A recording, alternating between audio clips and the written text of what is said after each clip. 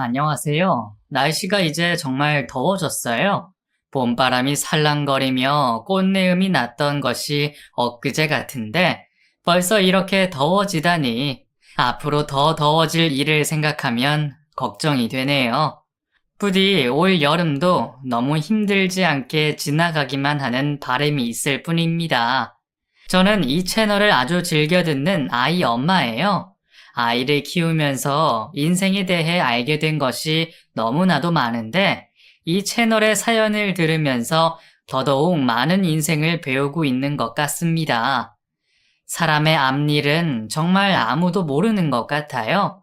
제게도 몇 년 전 일어났던 일이 아직도 꿈만 같은데요.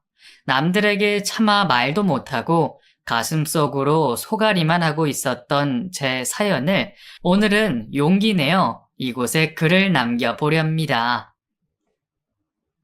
미령씨, 내 옆에 있어주면 안 돼요? 이 말을 시작으로 그 사람과의 인연은 시작되었습니다. 제게 가슴 설레이는 말을 했던 이 남자는 훗날 저의 남편이 되었어요. 남편과의 첫 만남은 우연한 지인들과의 모임에서였는데요. 이상하게 제가 무슨 말을 할 때마다 과도하게 웃어주고 대응해주면서 관심을 갖더니 그날 모임에서 헤어질 때 제게 옆에 있어주면 안 되느냐는 말을 하더군요. 처음 만난 날 그런 말을 했던 남편이 조금 황당하고 이상하기도 했지만 그래도 마냥 싫지만은 않았던 것 같아요. 귀여운 외모에 눈이 축 처져서 웃는 그 미소가 솔직히 좀 보기가 좋았거든요. 어린이집 교사였던 저는 하루 종일 어린아이들의 울음소리, 투정 부리는 소리만 듣고 지내다가 남자의 그런 달콤한 말을 들으니 가슴이 콩닥거리지 않을 수가 없었죠. 제가 근무하는 어린이집에는 3살부터 7살까지 아이들이 있었고, 저는 그 중에 4살짜리 아이들의 담임 선생님을 맡고 있었거든요. 하루 종일 여기저기서 울음소리가 터지고, 선생님, 선생님 부르며 이거 해달라, 저거 해달라 하는 말을 듣는 것이 저의 일상이었습니다. 선생님, 제 바지에 똥 쌌어요. 똥 냄새 나요. 응, 그래요. 우리 민준이가 바지에 실수를 했나 봐요. 선생님이 닦아주고 오는 동안 우리 친구들은 얌전히 놀이하고 있을 수 있죠?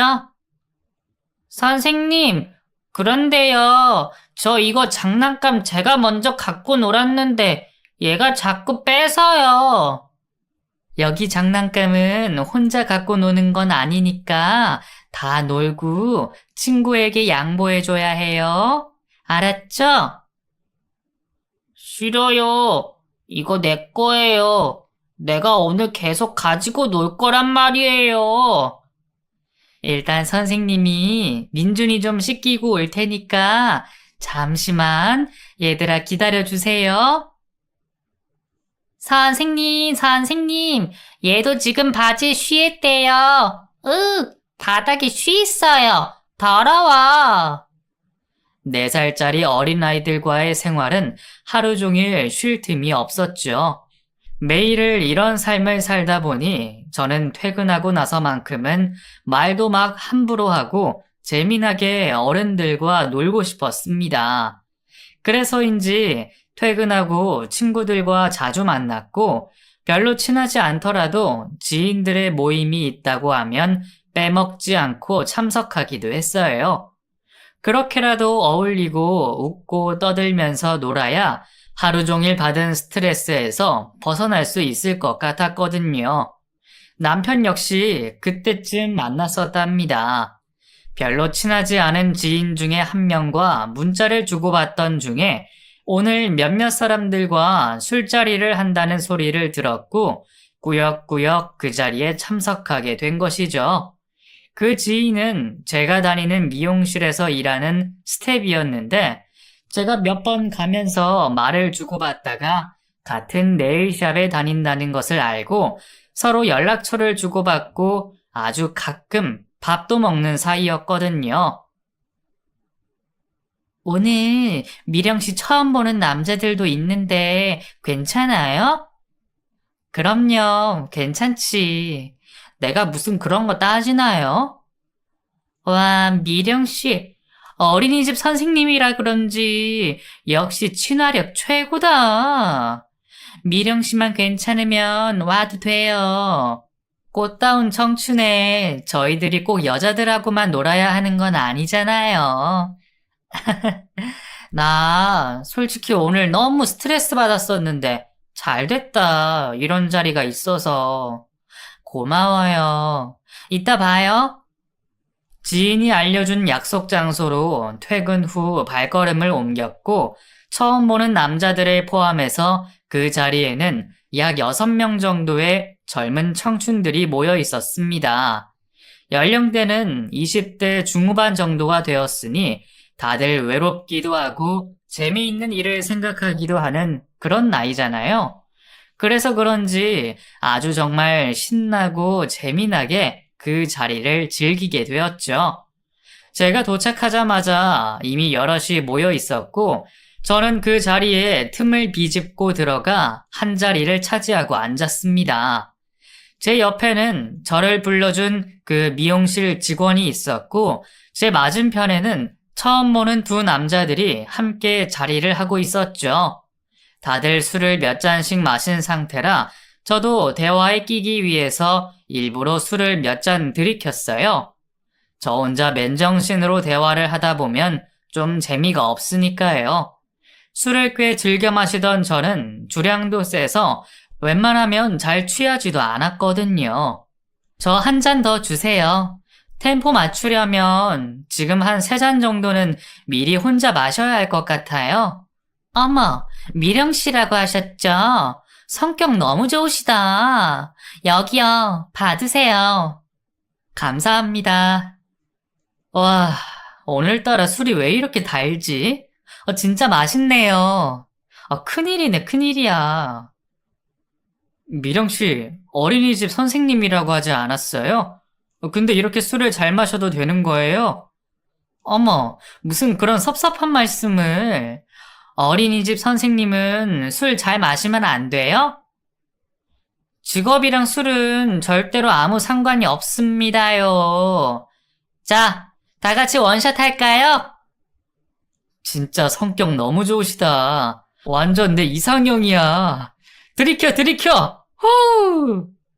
그날의 분위기는 너무 재밌었고 활기가 넘쳤습니다.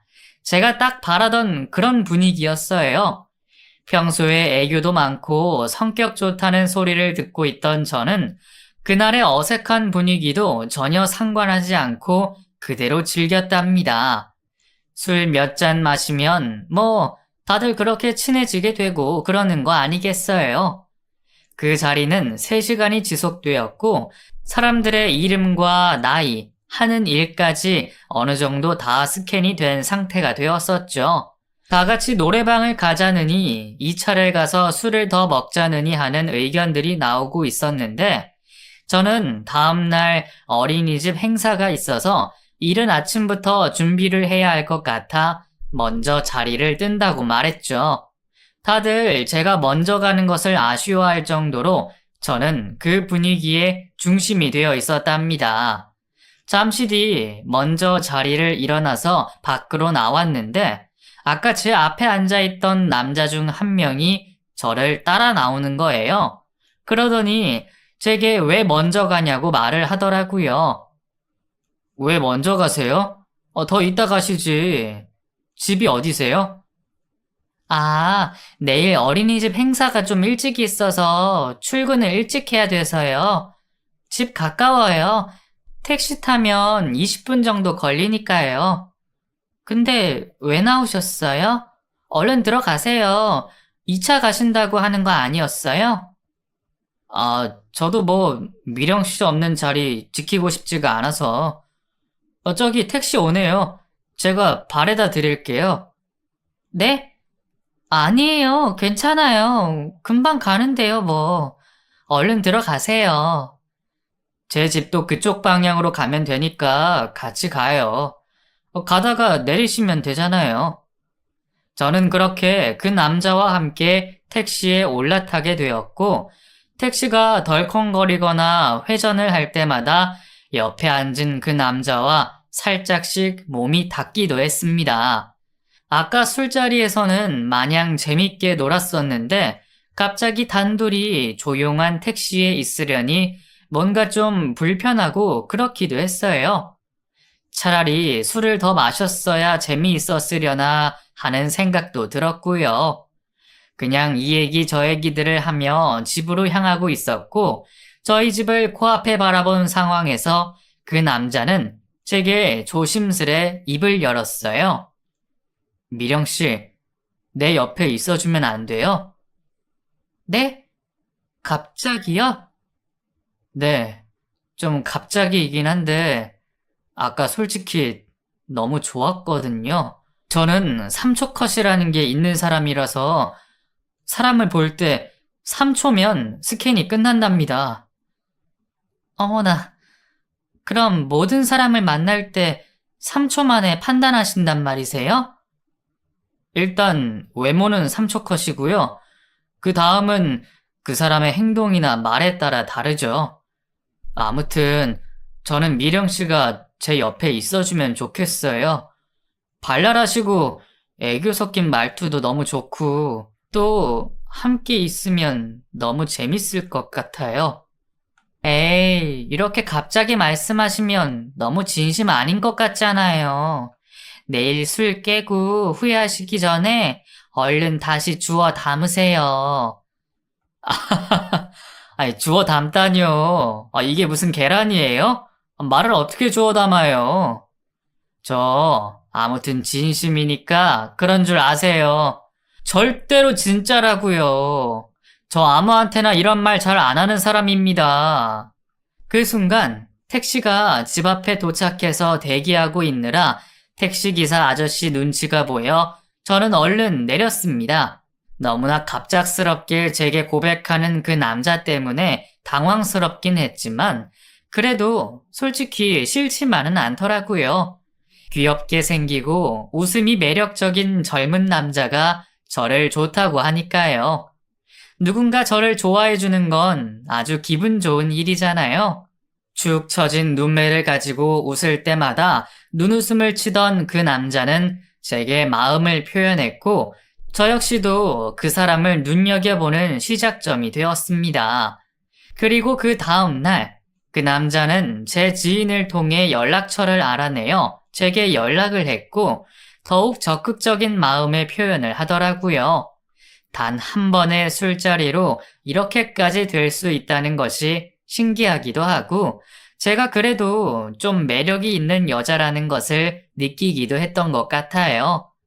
친구들에게 제 이런 상황을 이야기하며 좀 잘난 척을 하기도 했었습니다.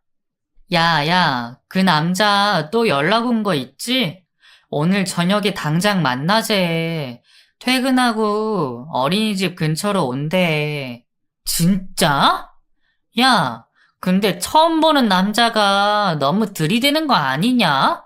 너에 대해서 솔직히 뭘 알겠어? 어린이집 교사라는 것밖에 모르잖아. 안 그래? 뭔가 좀 이상하지 않냐? 그러니까 더 좋은 거 아니야? 내가 뭐 돈이 많고 화려한 배경이 있는 것도 아닌데 그냥 나의 있는 그대로의 모습을 좋아해 주는 거니까 더 좋은 거지. 내가 뭐 좀 발랄하고 애교도 있고 그렇잖냐.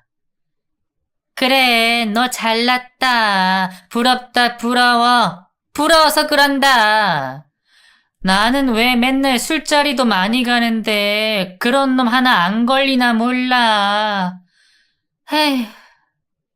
친구들 앞에서 살짝 잘난 척을 하고 그 남자와 지속적으로 연락을 하면서 만남을 이어갔어요. 말도 예쁘게 하고 성격도 좋은 것 같고 무엇보다 제게 너무나 친절하고 잘해주니까 다른 것은 잘 눈에 들어오지도 않더군요. 전문대학 출신이고 아버지는 안 계시고 엄마와 누나와 셋이서 함께 살고 있고 작은 중소기업의 직원으로 일하고 있다는 간단한 조사를 마친 후 저는 그 남자와 본격적으로 사귀기 시작했습니다. 차도 없어서 맨날 버스 타고 지하철 타고 뚜벅이 데이트를 했지만 그래도 너무 즐거웠어요. 특히나 살짝 처진 눈으로 저를 보며 웃어줄 때는 그냥 마음이 다 녹아내리는 듯한 느낌을 받았답니다. 이게 바로 사랑이 아닌가 싶어요. 연애 경험이 많지 않은 20대 중반의 나이였지만 이게 진짜 평생의 제 사랑이라고 믿었고 불타는 연애를 했어요. 웬일인지 연애를 하고 있는 동안에는 어린이집 아이들에게 짜증도 덜 내고 잘해주게 되는 건 사람의 간사한 마음 때문이겠죠? 어린이집 선생님들도 이런 제 모습을 보면서 좋은 일 있으면 같이 좀 좋자고 하시더라고요. 어머나, 김 선생님, 요즘 좋은 일 있어? 애들 대하는 게 아주 너무 달라졌어. 수상해. 아이, 제가 원래 애들을 얼마나 예뻐하는데요. 원래부터 이랬는걸요? 어디서 거짓말을 해? 애들 때문에 짜증나고 힘들고 하는 거 얼굴에 다 쓰여 있었는데. 다른 사람은 몰라도 나는 잘 알잖아. 누구야? 어떤 놈이 우리 김쌤을 이렇게 웃게 만든 거야? 아이고, 들켰다. 곧 소개시켜 드릴게요. 눈웃음이 매력적인 놈 있어요. 남친의 존재를 눈치채고 있는 선생님에게 모든 사실을 말했고, 얼마 후 제 친구들을 비롯해서 많은 사람들에게 남친을 소개시켜 주기도 했습니다. 워낙에 말도 잘하고 재밌고 성격도 좋았는지라 제 주변 사람들이 다 좋게 봐주었고, 그런 자리 자체가 저는 너무 즐거웠어요. 매일매일 하루라도 남친을 안 만나면 입에 가시가 돋을 정도였고, 이 남자와 밤마다 헤어지는 것 자체가 너무 힘든 시간이 오더라고요. 그 남자와 저는 결국 결혼에 대한 이야기가 나오기 시작했고, 양가 부모님께 인사를 드리게 되었죠. 엄마와 누나하고 살고 있던 남친의 집에 놀러 갔는데, 제가 생각한 것보다 집이 너무 안 좋았어요. 그래도 남친이 옷도 잘 입고 다니고 하기에 어느 정도 집안이 아주 어렵지는 않겠거니 하고 생각을 했는데, 방 2개짜리 오래된 빌라에서 셋이 살고 있으시더라고요. 세 분이 입고 있는 옷이나 신발장에 있는 신발은 꽤 괜찮은 브랜드였는데, 집은 왜 이렇게 안 좋은지 솔직히 좀 걱정이 되기도 했습니다. 결혼은 현실적인 부분이라서 경제적인 것도 무시 못한다고 주변 사람들이 하도 얘기를 해주어서 저도 그 부분에 대해서 좀 민감하게 생각하고 있었거든요. 그런데 시댁이 이렇게 어렵게 살고 있으니 혹시나 결혼을 한 후에 저희가 막 시모에 용돈을 줘야 하고 이런 일이 생길까봐 좀 불안하더라고요. 게다가 남편의 2살 위인 시누이는 알바를 하다가 지금은 잠시 여행도 다니면서 쉬고 있다고 하는데, 아니, 본인 집안 형편도 안 좋으면서 저렇게 여행 다니고 쉬고 있다는 자체가 이해가 되지 않기도 했어요. 남친 아버지와는 중학교 때쯤 이혼을 하셨고, 어머니는 그 후로 호프집도 하시고 식당도 하시면서 자식들을 키워내셨고, 지금은 그저 집안에서 간단한 부업을 하시며 용돈벌이를 하고 계신다더군요. 정중하게 인사를 드린다고 했는데 제 표정이 조금 별로였는지 남친 어머니는 제게 말씀하셨어요. 아가씨, 왜 표정이 그래? 혹시 우리 집에 와서 실망한 거라도 있어? 네? 아니에요. 절대 아니에요. 제가 어떻게 그런 생각을요? 저도 어렵게 자랐는걸요. 절대 아닙니다. 오해하지 마세요. 그래, 지금은 우리가 이렇게 살고 있지만 사람 일은 어떻게 될지 모르는 거잖아. 나도 이혼하고 애 둘 키우면서 산전수전 다 겪은 여자라고. 지금 구상해놓고 준비하고 있는 일도 있고 말이야. 내가 뭐 너희들한테 짐이 될 일은 없으니까 혹시라도 그런 생각하지도 말고. 아, 네네. 그럼요. 알겠습니다. 생각보다 훨씬 솔직하신 남친 어머님의 말에 약간 당황하며 그렇게 첫인사 자리가 마무리가 되었습니다. 저희 부모님도 이혼 가정에서 자란 남친이 별로 마음에 들지는 않으셨지만 제가 워낙에 좋다고 난리를 치니까 그저 자식 이기는 부모 없다는 생각으로 남친을 받아들여 주셨죠. 저희는 그렇게 결혼을 하게 되었습니다. 서로 넉넉한 형편은 아니었지만 소박하고 예쁘게 결혼식도 올리고 아담한 신혼집도 마련했어요. 좋은 자동차도 없고 부족한 것 투성이었지만 살아가면서 하나씩 마련하자고 약속을 하고 성실히 저축도 하자며 다짐을 했어요. 결혼 후 6개월쯤 지났으려나 몸이 좋지 않아 설마 했는데 임신 소식을 알게 되었고 설레이는 마음으로 남편에게 말을 하려는 찰나 남편은 갑자기 제게 상의도 없이 회사를 그만둔다는 말을 하더라고요. 저기, 나 정말 못해 먹겠어. 회사 때려치려고 오늘 사표 내고 왔어. 응? 아니, 자기야, 갑자기 그런 말이 어딨어. 아, 정말 더럽고 치사해서 못해 먹겠다고. 나 그동안 많이 참았어. 진짜야. 그리고 우리 엄마가 괜찮은 일이 있다고 돈 많이 벌 수 있다고 해서 그거 같이 해보려고. 뭐? 어머님이 무슨 일을? 지금 부업하고 계시는데 그렇다고 나랑 한마디 상의도 없이 그러는 게 어딨어? 우리 집도 장만해야 하고 자동차도 장만해야 하고 서로 그래서 열심히 일하기로 했잖아. 아, 몰라. 아, 더 이상 여기서는 못해 먹겠고 우리 엄마랑 같이 일할 거니까 그런 줄 알아. 야, 그리고 내가 여기서 쥐꼬리만큼 받는 돈도 못 벌겠냐? 안 그래? 남편의 황당한 말에 저는 차마 임신을 했다는 말조차 하지 못했습니다. 당장 내년이면 아이도 태어나는데 이렇게 무책임하게 행동하는 남편에게 정말 많이 실망했거든요.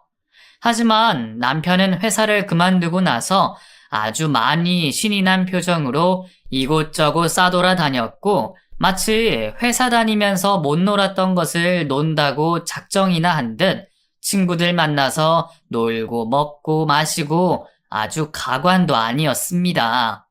저는 임신을 한 사실을 언제 말할지 기회만 엿보고 있었는데 남편의 이런 행동을 보니 정말 짜증이 나서 말하기도 싫더라고요.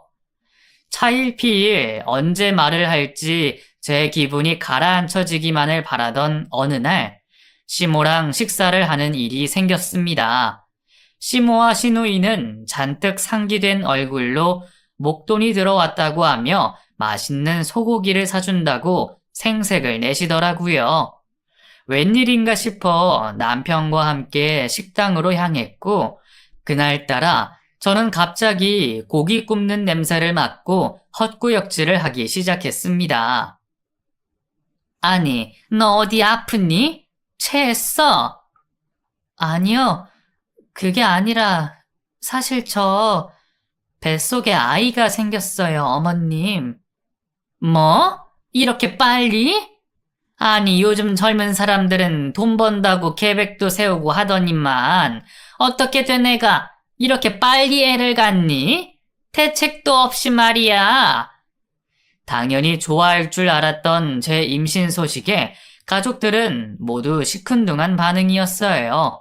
옆에 있던 남편은 제 눈치를 살살 보더니 말하더군요. 아, 그랬구나. 그래서 요즘 좀 신경이 날카로웠구나. 저기, 사실은 엄마랑 누나가 새로 사업을 하나 시작하는데 자기도 같이 일하면 좋을 것 같다고 하셨었거든. 돈이 꽤 되는 일인데 남을 쓰기에는 믿음이 좀 없어서.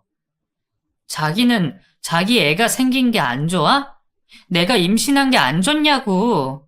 어떻게 이럴 수가 있어? 아니야. 오해야, 그건. 내가 얼마나 기쁜데. 그냥 너무 당황해서 그런 거야. 미안. 남편과 시누이의 반응에 저는 정말 짜증이 났어요. 소중한 생명이 생겨서 온 가족이 파티를 해도 모자랄 판국에 어쩌면 이런 반응을 한단 말입니까? 아무리 계획에 없던 일이라도 그렇죠. 발랄하고 애교도 많던 저는 이 일이 있고 난 이후로 매일매일 신경이 날카로워졌고 제대로 남편과 말도 하지 않은 채 하루하루를 보냈습니다. 눈치 없게 입덧은 왜 이렇게 심해진 건지 어린이집에 출근을 더 이상 하지 못할 정도로 상태가 심각해져 갔죠. 어쩔 수 없이 일을 그만두고 집에만 있게 되었고 활동량이 많던 제가 갑자기 집에만 있으니 마음도 우울하고 기분도 너무 다운되더라고요. 제 마음을 아는지 모르는지 남편이라는 놈은 맨날 시댁으로 가서 시모와 시누이와 뭘 그리도 열심히 하는지 제게 신경을 쓰지도 않는 것 같았습니다. 서운한 마음이 든 채로 2달 정도를 보냈는데 남편이 갑자기 떡하니 자동차를 샀다며 집 앞에 나와보라고 하는 거예요. 자기야, 얼른 나와봐. 짜자잔! 내가 뭘 갖고 왔는지 보라고! 어머, 이게 뭐야? 이거 정말 우리 거야? 이거 비싼 거 아니야? 이 자동차 어디서 난 거야? 어디서 나긴 어디서 나. 내가 샀지. 뭐, 자동차를 누가 주니? 앞으로 애기도 태어나고 하는데 맨날 병원에 버스 타고 지하철 타고 다닐 수는 없잖아. 우리 여보 배도 점점 불러오면 걸어 다니기도 힘든데 말이야. 그래서 내가 장만했지. 아니 여보, 돈이 어디 있어서 이렇게 비싼 걸 산 거야, 응? 어디서 나긴 어디서 나. 내가 돈 벌었지. 말했잖아. 엄마랑 누나랑 나랑 열심히 일하고 있다니까. 이거 회사 다니면서 더러운 놈들 비위 맞춰주면서 쥐꼬리만큼 받는 것보다 훨씬 100배는 더 낫다고. 당신도 같이 했으면 좋았을 텐데. 아니, 도대체 무슨 일을 하길래 이런 큰 돈을 번다는 거야? 난 도무지 이해가 안 됐는데. 나중에 다 설명해 줄게. 이게 워낙에 1급 비밀이라서 말하기가 좀 곤란해. 다른 사람을 쓸 수도 없고 믿음이 가장 중요한 부분이라서. 남편은 갑자기 고급 승용차를 사와서 제게 자랑하더라고요. 도대체 무슨 일을 하는지 제게 설명도 없이 이러니 뭔가 저는 의심이 되기 시작했습니다. 워낙에 중요한 일이고 믿음이 필요한 일이라서 다른 사람은 쓸 수가 없다고 할 정도로 비밀리에 진행되는 일에 대해 저는 점점 의심이 커져갔어요. 남편은 그저 자신만 믿으라고 하면서 앞으로 저와 아이의 인생에 봄날만 올 거라고 장담을 했지만 저는 이상하게 그 말을 온전하게 믿을 수는 없더라고요. 그때쯤 시모의 생신이 있었고 저희 가족은 다 같이 시모의 생신을 축하해 드리러 모였습니다. 그 자리에는 시모의 새로운 남자친구도 함께 오셨었는데 연하에 훤칠한 외모를 가진 남자였었죠. 말주변도 어찌나 좋은지 처음 보는 저를 보고도 이 얘기 저 얘기 서슴지 않고 하시더라고요. 처음 뵙겠습니다. 말씀 많이 들었어요. 어린이집 선생님 출신이시라고요. 네, 안녕하세요. 반갑습니다. 저도 말씀 많이 들었습니다. 어린이집 선생님이라고 하셨는데, 그 미래 노후 준비 같은 건 다 해놓으신 건가요? 함께 계시는 선생님들도 많이 계시죠? 네? 아, 노후 준비는 아직, 이제 저희 결혼해서 임신을 한 거라서요. 선생님들은 잘 연락하고 지내고 있어요. 아, 그러세요? 제가 보험 설계사로 일을 하다 보니까 아무래도 그쪽 부분으로 도움을 드릴 수 있는 일이 있을 것 같아서요. 명함 드릴 테니까 나중에 연락 한번 주세요. 적극적인 시모 남친의 주도로 분위기는 금세 좋아졌습니다. 말주변이 얼마나 좋은지 어색함이 하나도 없이 잘 이끄시더라고요. 그리고 이어진 시모의 생일 케이크를 자르고 각자 준비한 선물을 주는 시간이 있었는데 저는 정말 깜짝 놀랐습니다. 시모의 남친과 시누이가 각각 준비한 선물은 못해도 500만 원 정도가 되는 큰 금액의 선물들이었어요. 명품 핸드백, 10도는 넘어 보이는 금목걸이 등이었는데 제가 준비한 작고 초라한 케이크와 꽃다발하고는 차원이 틀려서 정말 민망했습니다. 더욱이 시모는 그 즉시 바로 자신의 감정을 표현했고요.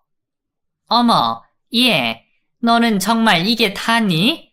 어쩜 이게 끝이야? 너무하다, 너무해. 그래도 하나밖에 없는 CM인데 돈이 그렇게도 없었어? 그러게, 왜 그렇게 빨리 임신을 해가지고 일도 못하고 집구석에 처박혀 청승만 떨더니만. 시모의 표현은 정말 너무 노골적이고 짜증나게 했어요. 제가 맨날 놀던 사람도 아니고 열심히 일을 하다가 이 집안의 아이를 임신한 것 때문에 어쩔 수 없이 쉬고 있는데 어쩌면 이런 식으로 말을 할 수가 있나요? 성의껏 준비한 제 진심을 싸그리 무시하는 시모 때문에 진짜 속으로 욕이 다 나올 정도였습니다. 더군다나 거기에 한마디씩 얻는 시누이의 말은 짜증을 넘어서는 정도가 되었어요. 아니, 옳게. 정말 너무하네. 시아버지도 없는 시모 한 분 생신인데 이렇게 성의 없게 준비를 하다니. 옳게네 집에서는 어른 생신을 이렇게 대충 챙기라고 가르치셔? 어? 남도 아니고 하나밖에 없는 며느리가 말이야. 형님, 왜 그렇게 말씀하세요? 얼마 전에 남편이 어머님 생신이라고 명품 신발도 하나 사드린 거 알고 있어요. 근데 저까지 따로 또 얼마나 준비를 해드려야 하는 거예요? 아니, 거기에 내 동생은 왜 끌어들여? 동생은 동생이고 너는 너지. 안 그래? 충분히 마음만 먹으면 더 많이 준비할 수 있을 것 같은데 인간적으로 너무 성의가 없잖아. 저는 최선을 다했어요. 제가 지금 일도 안 하고 있는 상황에서 얼마나 더 할 수가 있겠어요. 솔직히 형님은 알바하시면서 무슨 돈이 그렇게 많으셔서 그런 큰 선물을 하신 거예요? 전 그게 더 궁금한데요. 뭐? 나 열심히 노력해서 번 돈이고 어렵게 번 돈이야. 내 몸 아끼지 않고 아파가면서 말이야. 이게 어디서 사람을 의심하고 두 눈을 똑바로 뜨고 그래? 너 진짜 웃긴다. 임신하니까 여기 시댁 식구들이 다 우습게 보이냐? 말 조심하라고. 시누이의 황당한 말에 저도 물러서지 않고 계속 얘기했습니다. 분위기가 안 좋아지자 남편이 얼른 눈치를 채고 시누이와 제 말을 막았어요. 아이 누나, 왜 그래? 우리 와이프 임신했잖아. 지금 아무래도 신경도 예민하고 그래서 그래. 그러니까 그만해, 응? 야, 아무리 임신해도 그렇지. 임신이 무슨 유세냐? 어? 내가 알바하고 그러니까 시누이를 개똥으로 알고 무시하고 그러잖아, 지금. 아, 짜증나. 아이, 알았어. 미안해. 내가 대신 사과할게, 응? 그렇지, 여보? 그만해, 알았어. 그렇게 그날 시모의 생일 파티를 마치고 저희는 엄청나게 싸웠던 것 같아요.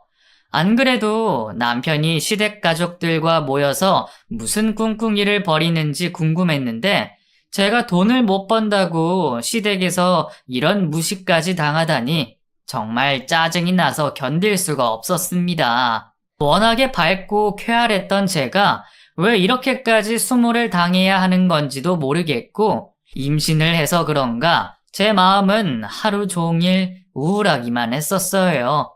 그때가 임신 7개월쯤 되었던 것 같은데 그런 식의 구박 때문에 저는 임산부로서 누려야 할 것들을 제대로 누리지도 못한 것 같아요.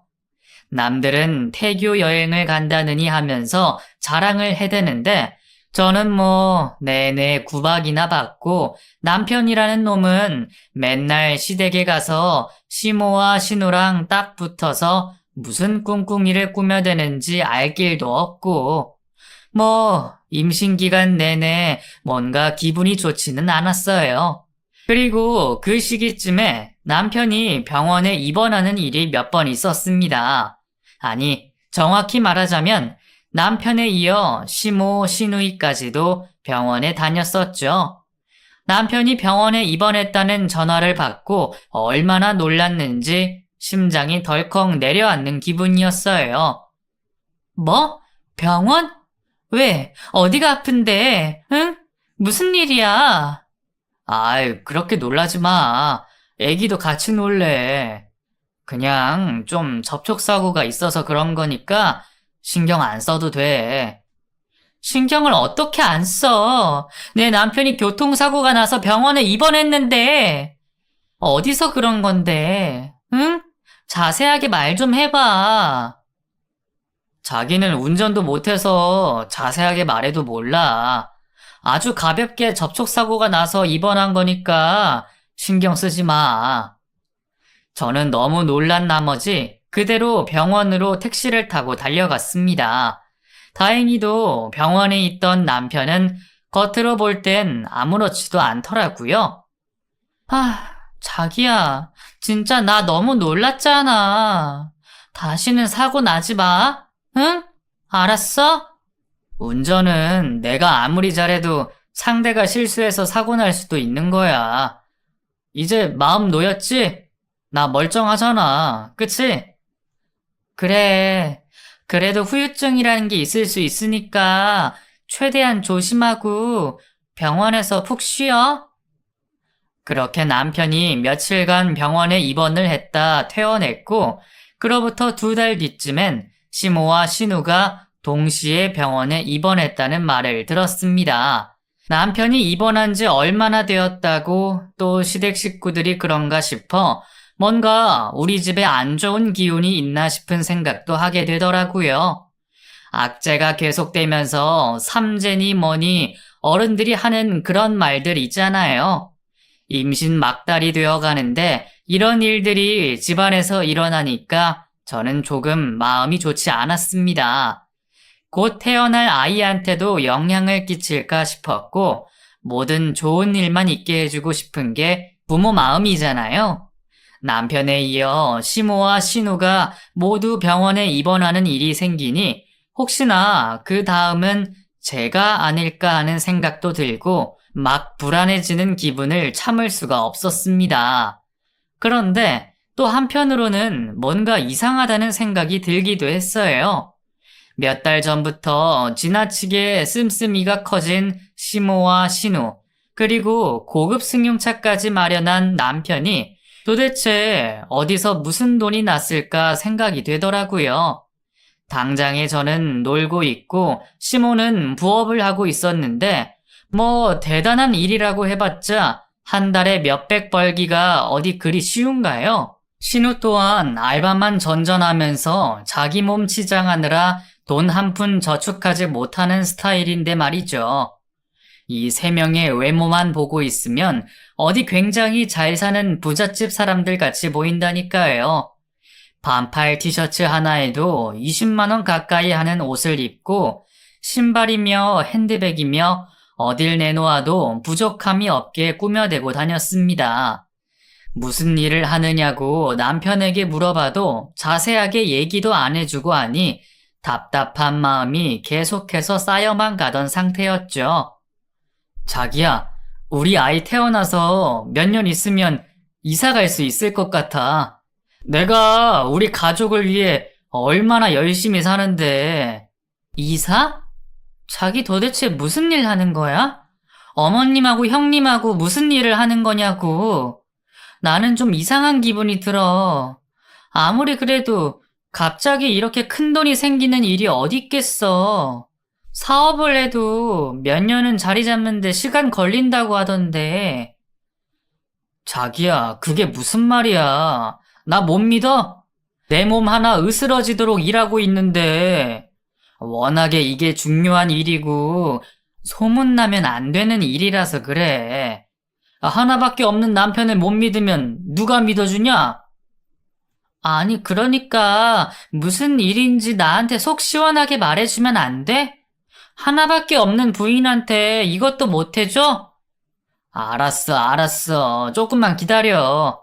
아이 낳고 상황이 좀 안정되면 내가 꼭 말해줄게.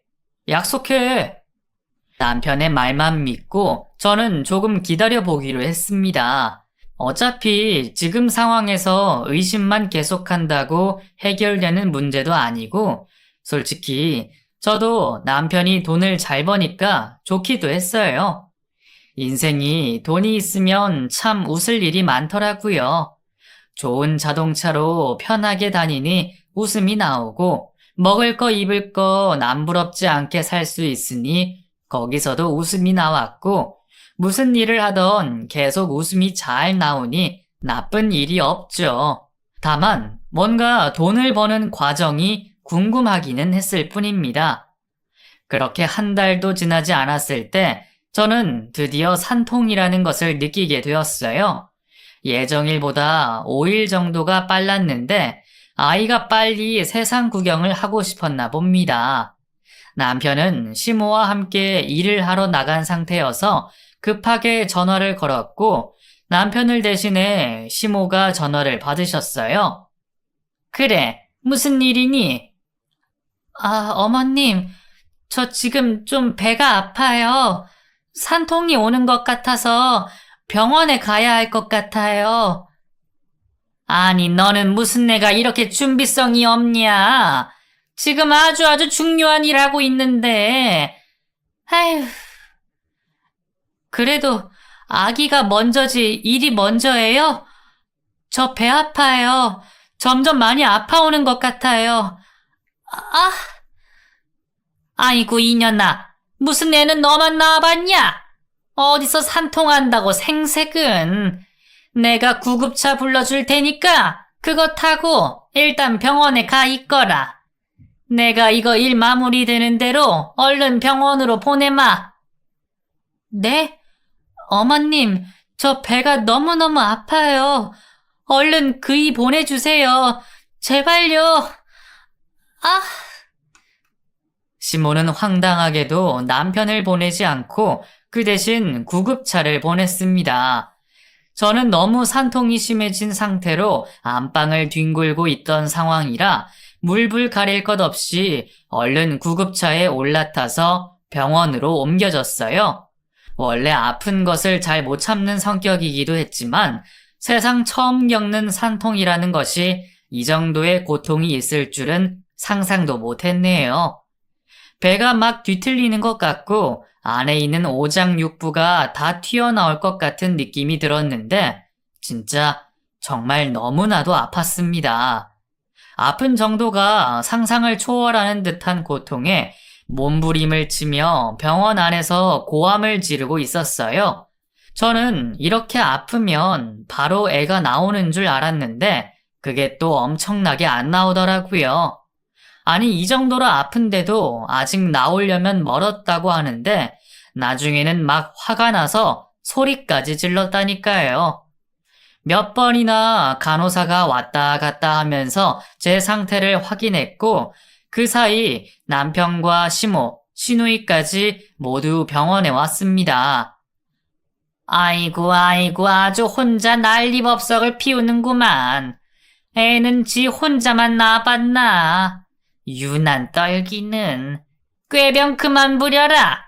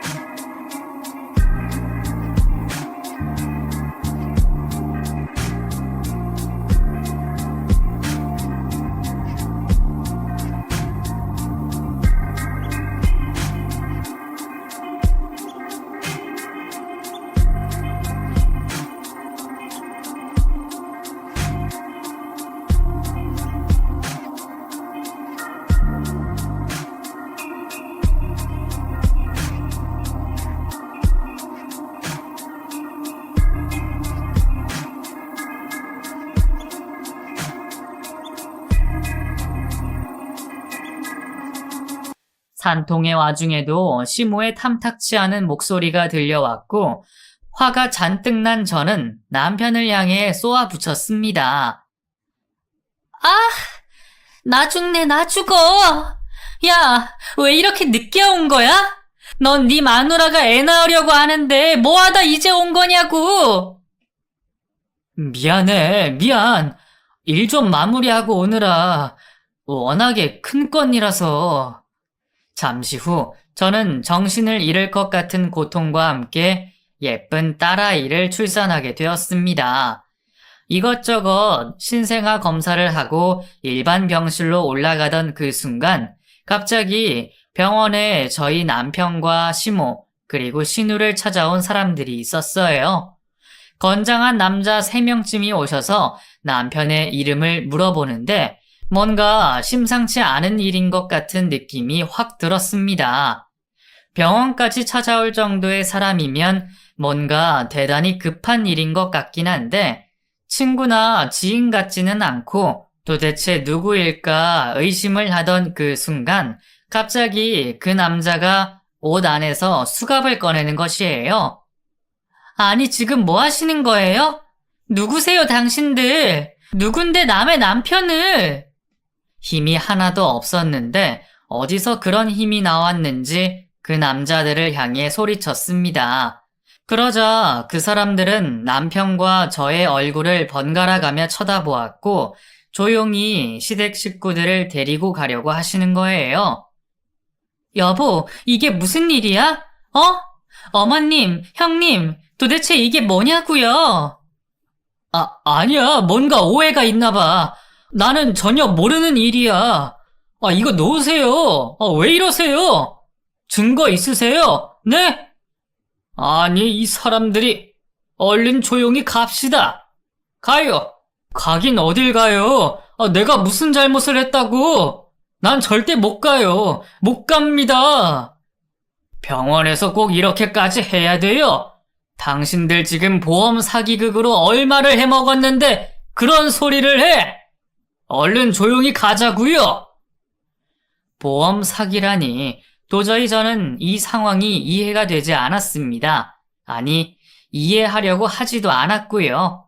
수갑을 채워 남편을 데려가는 그 순간을 보시게 된다면 아마 어느 누구도 가만히 있지는 못할 거예요. 시모와 신우 역시 병원 안에서 소리소리를 지르며 바닥으로 들어 눕는데 저 또한 남편을 데려가려는 남자에게 달려가 팔을 잡아당기고 쌩 난리를 부렸답니다.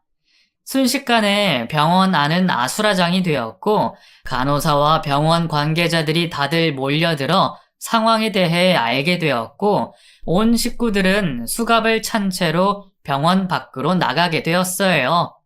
무슨 힘이 났는지 저는 그 사람들에게 병원 밖에까지 쫓아나가려고 하던 그 순간 그만 정신을 잃어버렸고 잠시 후 깨어나 보니 병원 침대에 누워 있었습니다. 아이 낳고 바로 그런 일을 겪었으니 제 몸이 온전할 리가 있었겠어요.